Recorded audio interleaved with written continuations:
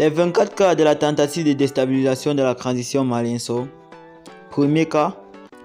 Salut les amis, salut tout le monde. Bienvenue une fois de plus sur votre meilleure chaîne d'information, Westaf Media.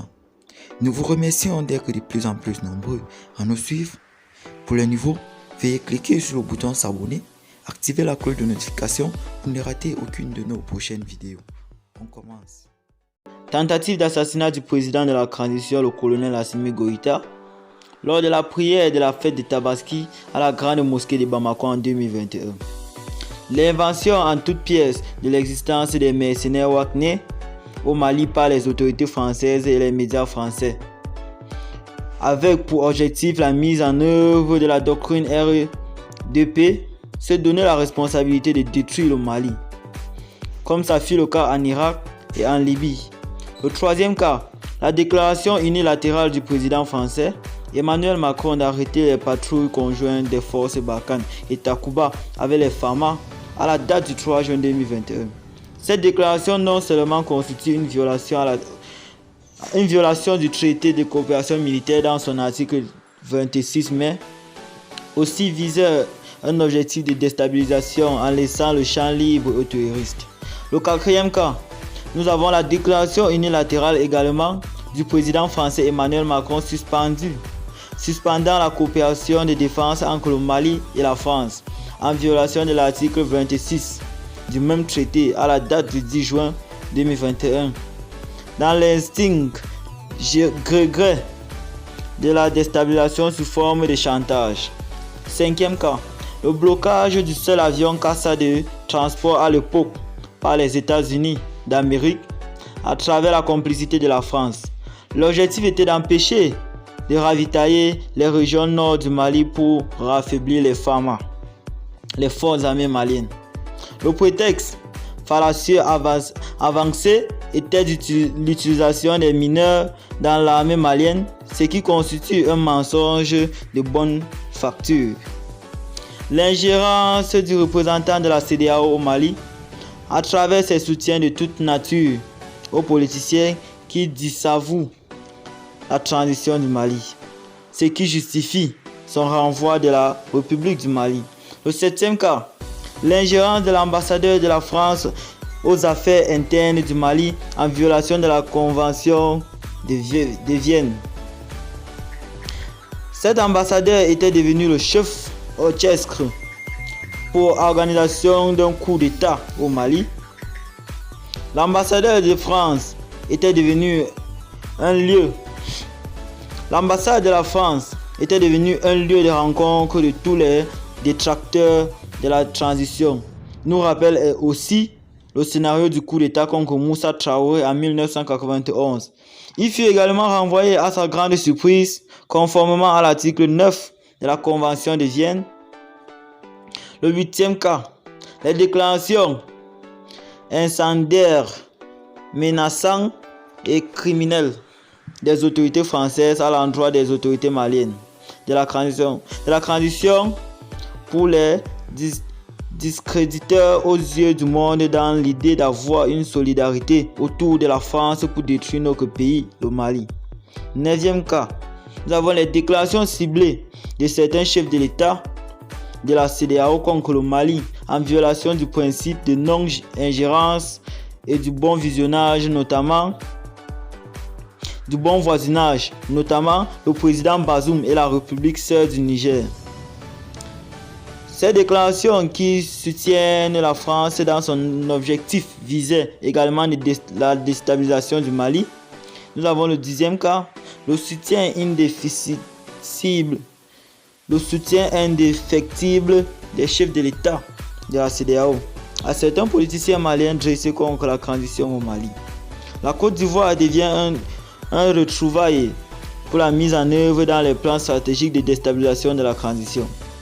La déclaration d'une figure inconnue au Mali s'autoproclame président de la transition sur le territoire ivoirien et la conversation téléphonique entre le président ivoirien et l'ancien premier ministre du Mali, Boubou Cissé. Ayant pris la tangente sur l'évolution de l'embargo sur le Mali, en dit long. 11e cas, Les premières sanctions de la CEDEAO interdisaient le voyage aux autorités de la transition et le gel de leurs avoirs. Ces sanctions avaient pour objectif d'insolement les autorités maliennes de la transition, accordant un voyage à toute liberté aux détracteurs de la transition qui ont profité de leur séjour en France pour mettre une place à la nouvelle stratégie de communication pour démoraliser le peuple. Le 12e cas, les sanctions économiques illégitimes, illégales et criminelles qui constituent plutôt une punition et non une sanction car violant les textes même de la CEDEAO. Ces sanctions visaient des syrisations et des palestinations du Mali. Nous avons le 13e cas, des manipulations des organisations internationales par la France contre le Mali, visant également son isolement. Le 14e cas, les mensonges médiatiques des médias français RFI et France 24 dans l'objectif de créer la psychose opérationnelle de communication soutenant le mensonge des autorités françaises et certaines élites politiques françaises.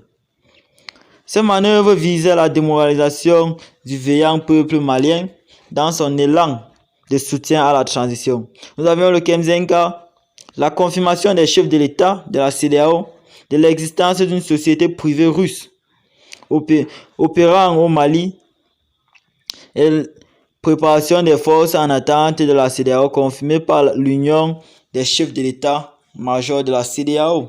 Nous avons le 16e cas, la déclaration unilatérale du président français Emmanuel Macron mettant fin à la coopération militaire entre le Mali et la France à la date du 17 février 2022 pour un délai de recul de 6 mois. Cette déclaration traduit la trahison flagrante avec une intention avérée d'occuper le territoire malien sans rien faire, mais préparant le terrain à la force d'attente de la CEDEAO.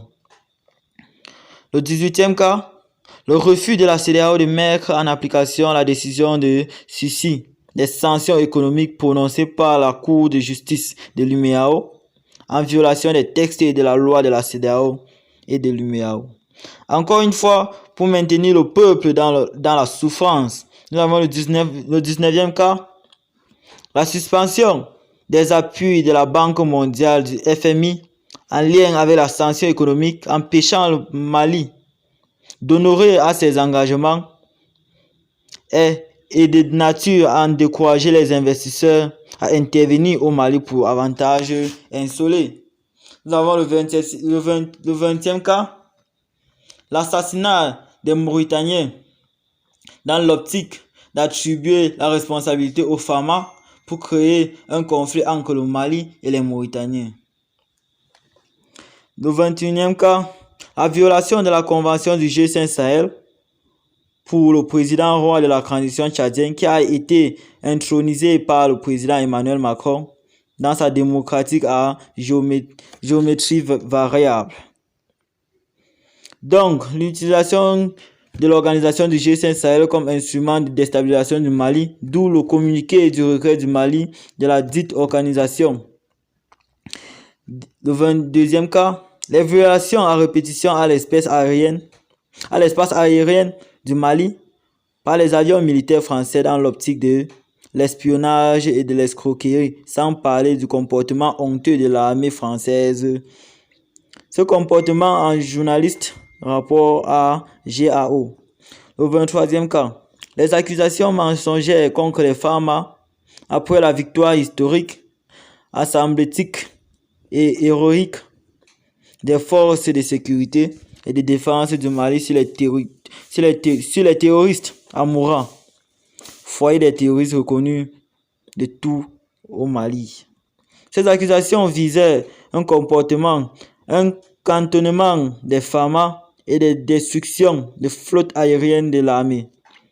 Le 24e cas et le dernier cas, nous avons la tentative de coup d'État manqué du 12 mai 2022 qui était soutenue par la force en attente de la CEDEAO. Les mercenaires français, certains éléments de l'administration, certains politiciens et certains activistes. Les enquêtes et les auditions sont en cours pour plus de détails. Eh bien les amis, c'est ici que nos blocs d'informations s'achèvent. Nous vous prions de vous abonner, activer la cloche de notification pour ne rater aucune de nos prochaines vidéos. À la prochaine.